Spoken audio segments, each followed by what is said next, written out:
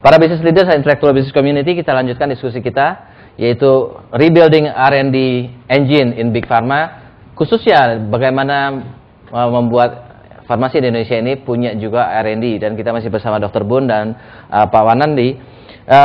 Segmen keempat atau segmen terakhir ini kita arahkan kepada setelah kita mengetahui kondisi kita seperti ini, kita lihat banyak kelemahan, tapi yang satu hal yang penting juga, what can we start now, atau apa perubahan yang kita bisa lakukan supaya in the near future, kata Dr. Bun kan nantinya akan lebih bagus. Nantinya itu kapan gitu ya? Kalau nantinya 10-20 tahun lagi mungkin too long gitu ya. Tapi mungkin bagaimana nantinya itu as fast as possible kita bisa cepat maju di dalam R&D, karena kita tahu R&D merupakan sumber penghasilan yang lebih besar dibandingkan kita kopi-kopi produk orang lain yang biasanya marginnya nggak sebesar originatornya. Pak Wanandi, what do you think, Pak Wanandi? Apa yang bisa kita lakukan supaya kita bisa start up, jump start untuk kita bisa lakukan R&D di Indonesia ini? Kita tahu tadi ada forum academician, businessman, and government. While government nanti kita lihat ada apa perannya, kemudian businessman ini kita bisa start up something nggak? Misalnya dari GP Farmasi, start up satu inisiatif untuk bisa ke R&D, dan academician ini seperti apa? Supaya kita selain tiga ini kita jahit, tapi individual group ini juga punya activity yang bisa nantinya dirangkum. Gimana Pak Wandi?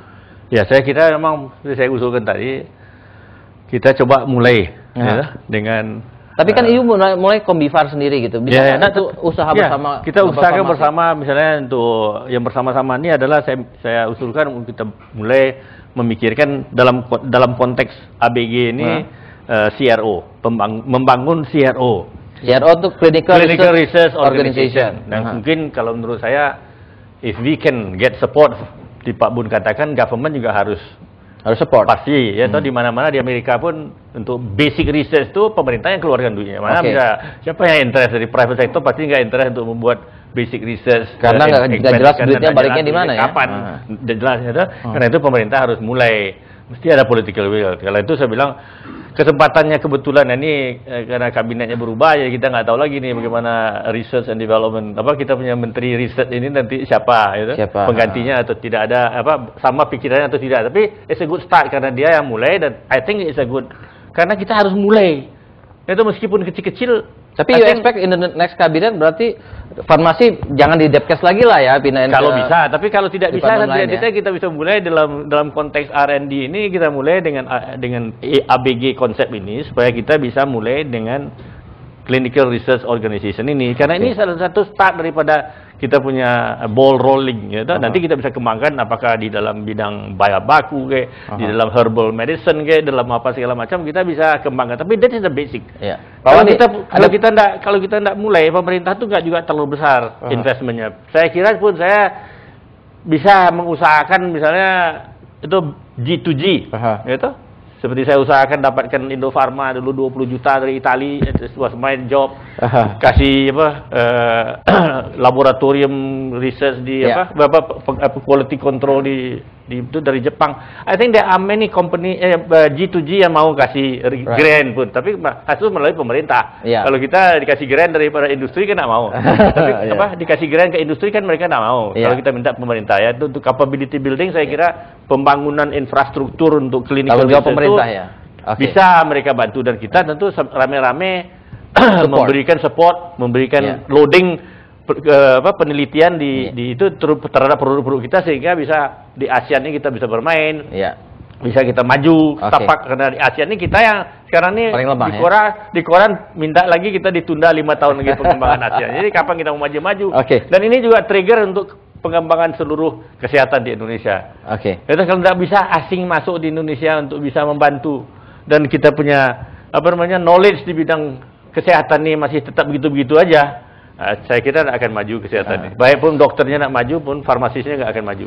Mungkin ada komentar dari Pak Doro Jatun. Pak Doro Jatun ini mantan dirut dari Kimia Farma dan juga Bio Farma ya. Silakan Pak Doro Jatun. Ya, terima kasih. Ini konsep ABG ini. Kalau konsep ABG seperti yang saya kemukakan tadi, G-nya ini harus menjadi engine, harus menjadi lokomotif. G-nya harus engine ya. Harus menjadi lokomotif. Jangan berharap pada yang dua, A dan B. Karena yang B itu pasti. Tapi justru di kalangan Indonesia ini seringkali dikatakan Aplikasinya. jangan terlalu berharap pemerintah lah, kita Ya, swasta ya, yang tapi bergerak ya, dulu itu gitu. sebagai kalau pemula. untuk R&D, kalau untuk R&D sebagai engine tidak bisa. Swasta tidak bisa. Dengan 300 juta US dollar total market di Indonesia, 10% 3 miliar. profitnya. Apa yang bisa diharapkan? Tidak akan bisa berbuat apa-apa. Jadi dari 300 triliun Oke. yang ada, itu Tapi tidak dari mungkin. pemerintah, departemen mana yang harus mulai, Pak? Ya, pemerintah secara keseluruhan komitmen. Jadi bukan hanya political will, strong commitment itu harus ada dalam anggaran. Bappenas harus mempersiapkan. Jadi dari Tapi kan kalau koordinasi. misalnya ada harus nanti eksekusinya kan harus departmental. Siapa komandannya ini departemen Riset, mana harusnya? Menristek kalau Menristek. Indonesia. Oke. Ya, saya ambil contoh misalnya di Cina, di Korea. Itu minimum mereka menyediakan 100 juta US dollar hanya untuk awal, kemudian billion. Singapura 20 tahun yang lalu sudah membuat 5 laboratorium CIMB, Central Institute for Molecular Biology. Siapa yang memimpinnya? Seperti yang IDB. katakan tadi Dr. Bum, itu orang asing. Aha. Diundang, di-hire kontrak. You dalam sekian tahun you harus membuat step ini. Right. Di kita, waduh masa orang asing katanya. Jadi kita cara berpikirnya sudah salah. Jadi Oh, ya. selalu Yeah, have to terbalik-balik. work together. Oke. Nah kemudian saya melihat juga yang milik pemerintah seperti LIPI, Puspitek itu juga tidak berbuat apa-apa. LIPI sekarang meneliti statin. Statin itu sudah out of date. Orang lain sudah generasi ketiga, dia baru mulai statin. Alright. Ambil aja paten orang lain, kerjasama, buat statin dalam waktu 6 bulan udah selesai. Aha. Ini sudah 6 tahun, nggak selesai, masih Jadi statin. jadi it's a waste, Pak ya sebenarnya ya. Ya, jadi karena memang cara berpikirnya bagaimana kita bisa membuat sesuatu, bukan bagaimana kita mengaplikasikan sesuatu. Oke. Jadi research for research. Jadi ini menghambat semua jadi waste, udah dananya terbatas, hanya untuk gaji saja juga mungkin tidak cukup.